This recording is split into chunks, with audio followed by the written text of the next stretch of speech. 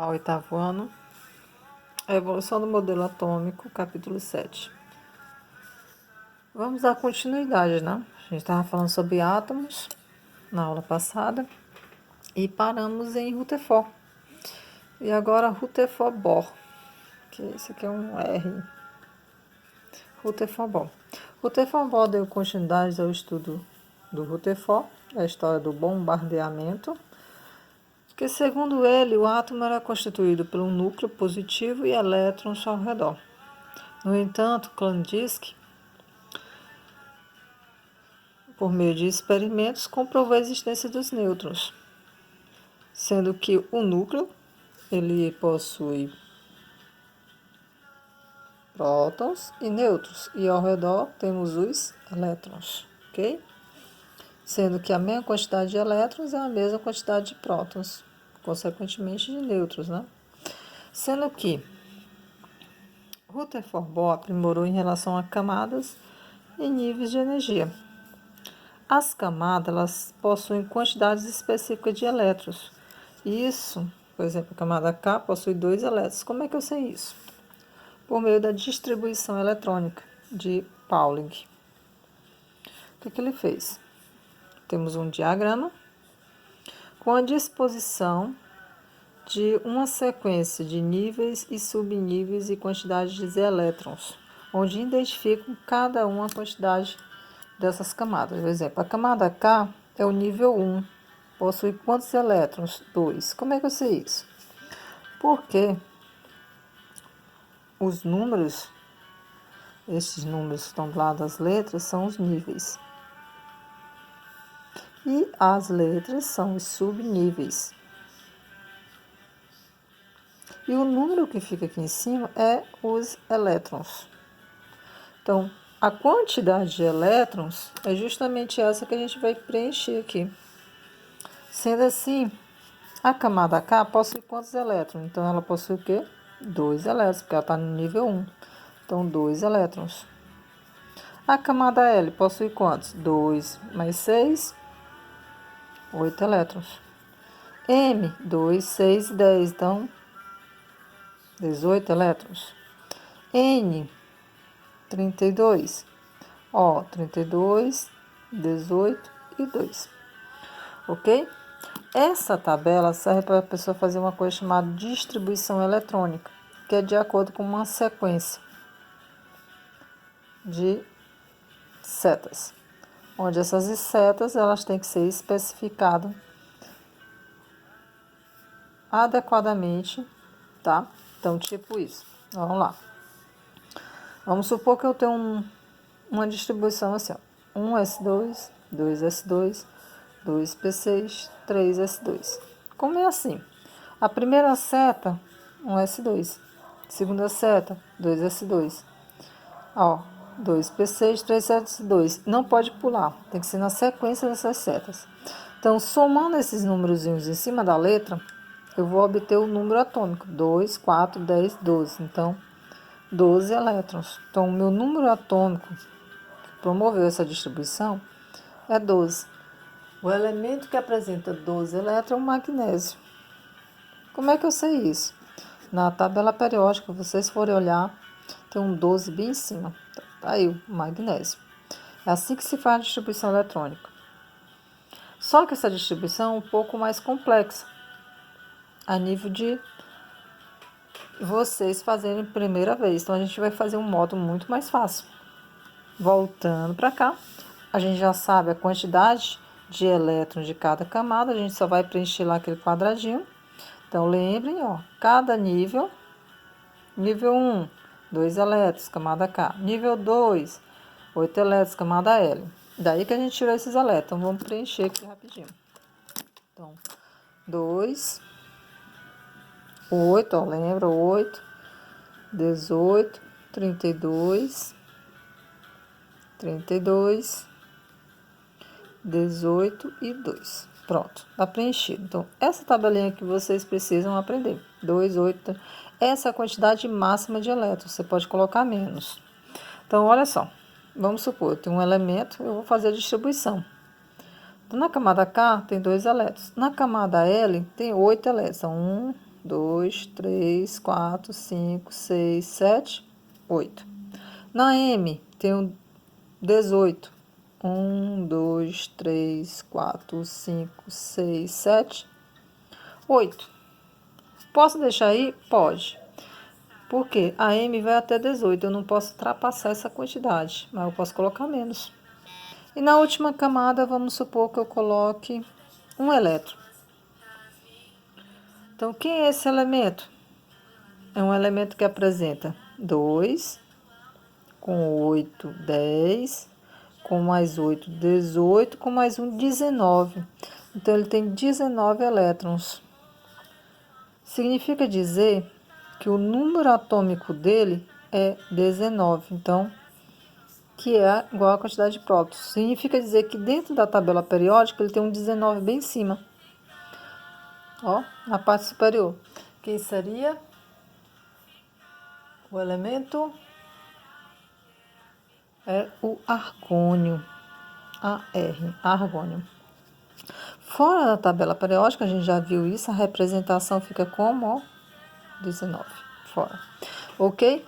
Então, Bohr promoveu esses tipos de análise, sendo que esse elétron, quando ele sai de um nível e vai para outro e retorna, acontece uma coisa chamada liberação de luz, que são os espectros. Então, quando um elétron sai da camada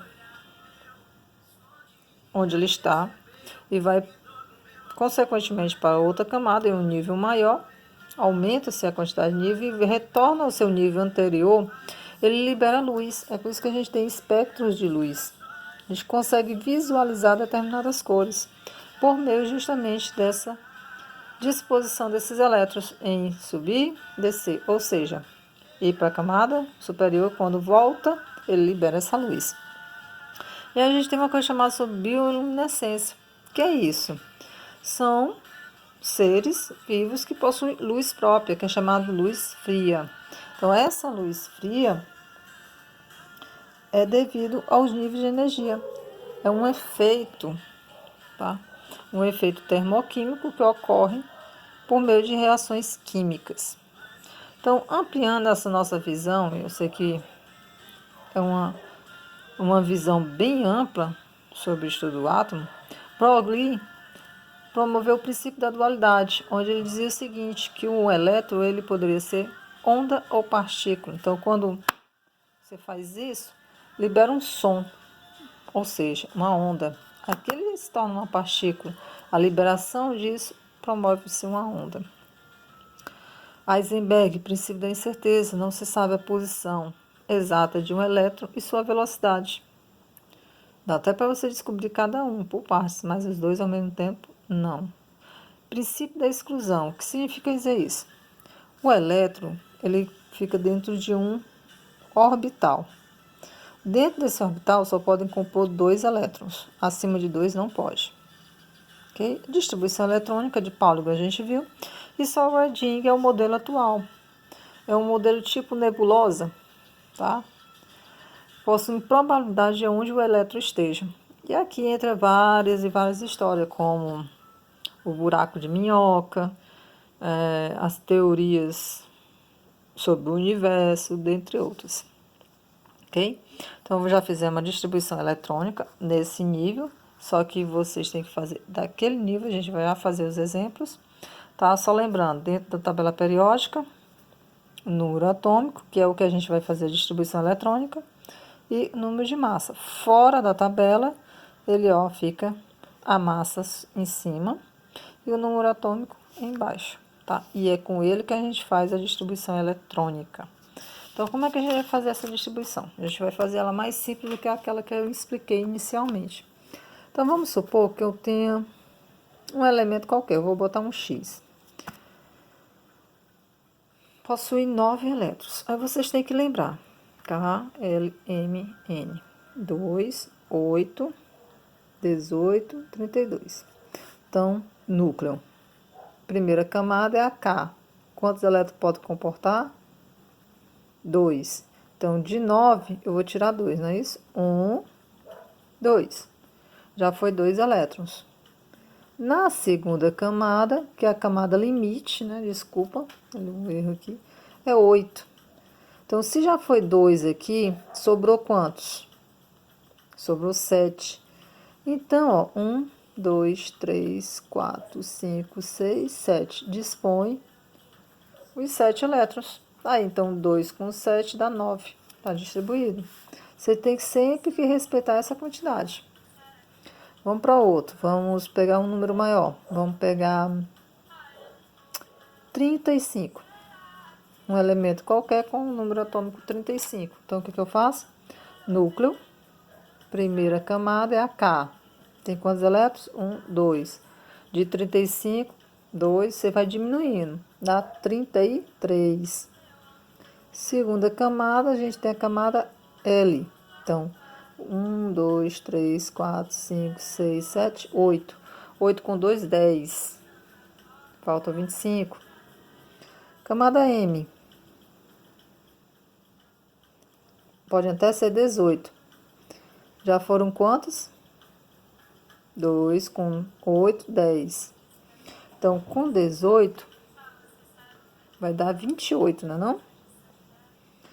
18 com 10, 28. Então, eu posso colocar todos os 18 elétrons. 3, 4, 5, 6, 7, 8, 9, 10, 11, 12, 13, 14, 15, 16, 17, 18. Pronto. Então, já foi 28. 28 para 35, falta quanto? Camada N. Desculpa, é por causa do ângulo aqui. Eu estou visualizando e tentando fazer segurando o celular, então fica ruim. Então, já foram 28. Vamos contar. Se a N cabe em 32 elétrons, e aqui já foram 28 elétrons, então até longe de 32, né? Então, vai contando 28, né? 29, 30, 31, 32, 33, 34, 35. Então, a última camada tem quantos elétrons? 1, 2, 3, 4, 5, 6, 7. Okay? Se tem 7 elétrons na última camada, ele é da família 7A. Olha só como é interessante. Tabela periódica é o próximo assunto. Então, a quantidade que termina aqui identifica para vocês a família. É lógico que tem que a família B também. Então, nem sempre vai dar certo para a família B, mas para a família A, provavelmente. Então, você vai lá na tabela periódica e procura o número 35. Vamos lá na tabela periódica procurar 35. Sabe quem é? O bromo. E ele está justamente com um 35zinho bem em cima dele. Olha só como é interessante, né? Bromo, desculpa. Bromo. Família 7A. Ele está na 17, na coluna 17. Coluna 17. Então, é assim que você vai proceder na distribuição. Então, vamos pegar um número menor. Vamos pegar 5.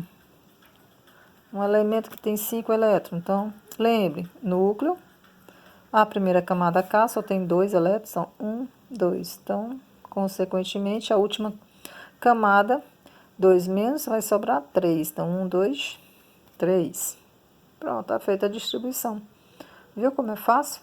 Não tem bicho de 7 cabeças, é só vocês respeitarem os limites de quantidade. Eu não posso chegar aqui e colocar 3 elétrons na camada K, que é a primeira. Não posso, tá? Só cabem 2 elétrons, ok? Até a próxima. Cheiro.